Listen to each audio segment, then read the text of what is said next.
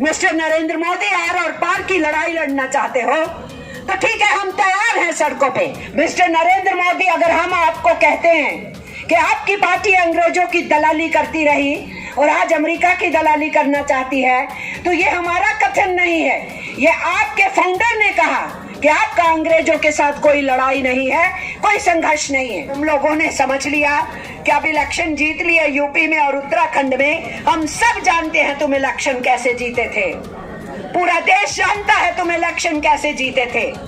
तुम्हारे उन हथकंडों को हम जानते हैं, लेकिन अगर तुम ये समझ रहे हो कि हम जीत लिए और वहां बुलडोजर दिखाए थे, वहां हम बंटवारा करे थे, वहां हम मुस्लिम्स को रोहिंग्या कहे थे, तो बात तो बहुत सीधी है कि नरेंद्र मोदी हो या अमित शाह हो, उनकी टीम हो, जो बड़ी शान से अपने को राष्ट्रीय स्वयं सेवक संघ के स्वयं सेवक बोलते हैं, तो वो राष्ट्रीय स्वयं सेवक संघ की सियासत को ही आगे बढ़ा रहे हैं। आरएसएस बीजेपी की हुकूमत अपना एजेंडा जो 1925 में उन्होंने सेट किया, उसी की तरफ आगे बढ़ रही है। बीजेपी तो पॉलिटिकल विंग है राष्ट्रीय स्वयं सेवक संघ का। सत्ता की बागडोर तो नागपुर के गलियारों से निकलती है, फैसले तो वहां से आते हैं, साजिशें तो वहां तय की जाती हैं, रास्ता तो वहां से दिखाया जाता है। इसलिए मैं अपने सीमित समय में सिर्फ उस तरफ आपका इशारा कर रही हूँ कि हेड ग्वार ने आरएसएस की फाउंडेशन के टाइम पे साफ और स्पष्ट कहा था, जब पत्रकारों ने पूछा कि इस देश के अंदर आजादी का आंदोलन तीव्रता पकड़ रहा है, जलियांवाला बाग कांड के अंदर नरसंहार हो चुका है, 1920 में असहयोग आंदोलन आगे बढ़ चुका है, उस आंदोलन के बाद आंदोलन वापस लेने पे युवा पीढ़ी निराश हुई, नाराज हुई, आक्रोशित हुई, तो उन लोगों ने क्रांतिकारी आंदोलनों की शुरुआत की। इस पूरे दौर के अंदर पूरा देश चारों तरफ से ब्रिटिश साम्राज्यवाद की हुकूमत को उखाड़ फेंकने के लिए तैयार है, तो आप ये आरएसएस बना रहे हैं, तो आपका मकसद क्या है? हेड ग्वार ने कहा, हमारा मकसद अंग्रेजों के खिलाफ लड़ना नहीं है।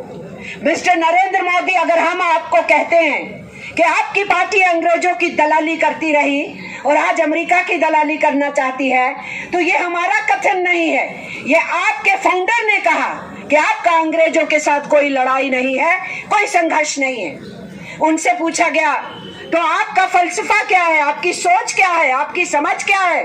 तो उन्होंने कहा, हमारी सोच, हमारी समझ फासीवाद और नाजीवाद है। अगर आज हम कहते हैं कि आप फासीवाद और नाजीवाद की तरफ इस देश को ले जाना चाहते हो, तो ये आपके फाउंडर गुरु ने कहा, और आप अपने गुरु के पदचिन्हों पे चलते हुए उनके दिखाए हुए रास्ते पे आगे बढ़ रहे हैं। तीसरी बात उनसे पूछी गई कि युवा पीढ़ी तो कुर्बान होने के लिए तैयार है, फांसी के तख्तों पे चढ़ने के लिए तैयार है, तो आप क्या कहना चाहते हैं युवा पीढ़ी को? तो हेड ग्वार का जवाब था, ये सारे नौजवान भटके हुए हैं। तो याद रखे युवा पीढ़ी, जिनको आप आइकॉन मानते हो, भगत सिंह, सुखदेव को, राजगुरु को, चंद्रशेखर आजाद को, जितेंद्र दास को, मनमथ नाथ लाहिड़ी, रोशन, बिस्मिल, अशफाकुल्लाह, कितने नाम गिनाए जा सकते हैं जिनको आप आइकॉन मानते हो। आरएसएस की नजर में, उसके फाउंडर की नजर में वो भटके हुए नौजवान थे। उन्होंने कहा, तो फिर मकसद क्या है? मकसद है इस देश में हिंदू राज की स्थापना करना। क्या इनका हिंदू धर्म से कोई वास्ता है? कोई वास्ता नहीं है। ये हिंदू राज की स्थापना नहीं, ये एक थियोक्रेटिक स्टेट बनाना चाहते हैं, जहां आरएसएस की डेफिनेशन, जो हिंदुत्व की आरएसएस की डेफिनेशन है, उस डेफिनेशन के हिसाब से वो आगे बढ़ना चाहते हैं। और उसके अंदर जहां सावरकर ने रास्ता बना दिया टू नेशन थ्योरी कह के हिंदुस्तान को धर्म के आधार पे बांटने का, वहीं उसके साथ साथ गुरु गोलवलकर ने बंच ऑफ थॉट लिख के बता दिया, इस देश के अंदर उनके हिसाब से जो नहीं चलेगा, जो नियम कानून तौर तरीके वो बताएंगे किसको हिंदुस्तान में रहना है, जो नहीं चलेगा वो द्वयम दर्जे का नागरिक होगा। तो गुरु गोलवलकर की किताब उठा के हमें देख लेनी चाहिए कि वो हमें क्या बोलती है। इसलिए साथियों, एक एक कदम, एक एक फैसला, एक एक रास्ता जो समझाया गया राष्ट्रीय स्वयंसेवक संघ के लोगों को, और जो प्रचारक भी रहे और वर्कर भी रहे वो उस रास्ते को फॉलो कर रहे हैं। सो आई एम नॉट सरप्राइज्ड कि ये बुलडोजर रिपब्लिक बना रहे हैं हिंदुस्तान को, डेमोक्रेसी को कुचल रहे हैं, कॉन्स्टिट्यूशन की धज्जियां उड़ा रहे हैं। और इसीलिए उनका एक एक कदम आहिस्ता आहिस्ता फियर साइकोसिस की पॉलिटिक्स जो हिटलर ने और मुसोलिनी ने चलाई थी उस पॉलिटिक्स की तरफ बढ़ता है।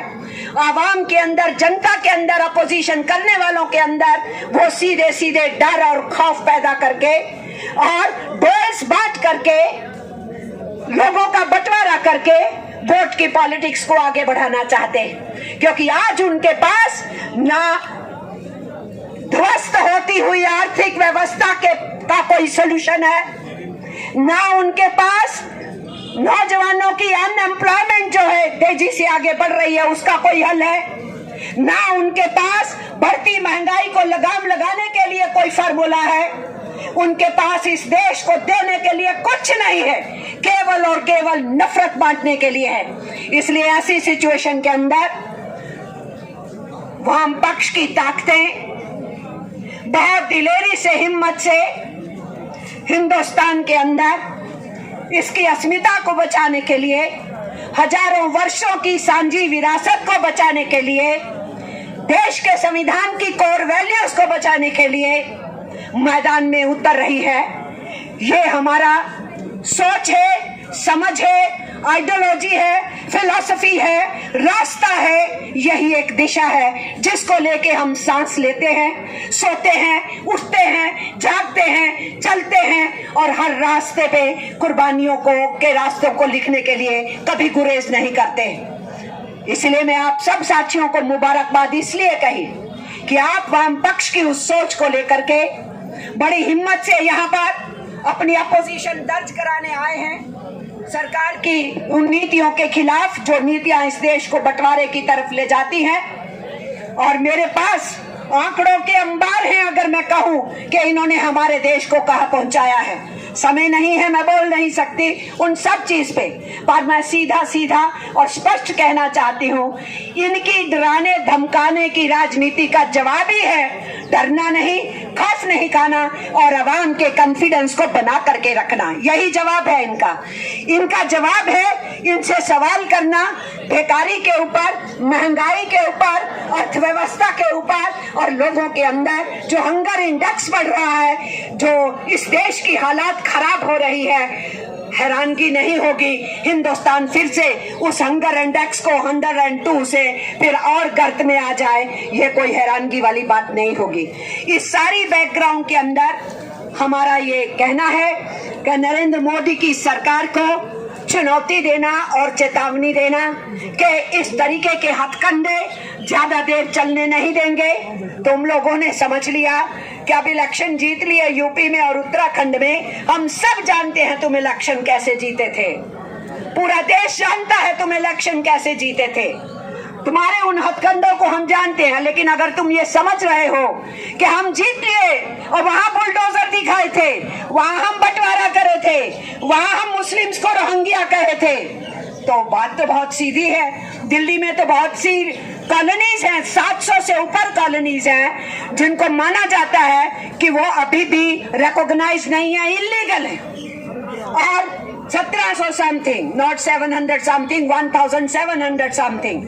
तो फिर इतनी कॉलोनियां हैं तो आप टारगेट एक जगह पे जाके करते हैं, तो इनकी भाषा बताती है कि ये टारगेट किसको कर रहे थे। इन्होंने इलीगल कंस्ट्रक्शन एक आधी बार सेंटेंस इस्तेमाल किया, इनके नेताओं ने सीधे सीधे किया, कहा कि वहां रोहिंग्यास हैं और इसके लिए वहां बुलडोजर चलाने हैं। तो बुलडोजर इलीगल कंस्ट्रक्शंस पे नहीं चलाए गए, बुलडोजर माइनॉरिटीज के ऊपर ये सोच रख के, ये दिशा रख के, ये समझ रख के, ये डिक्लेयर करके किया गया।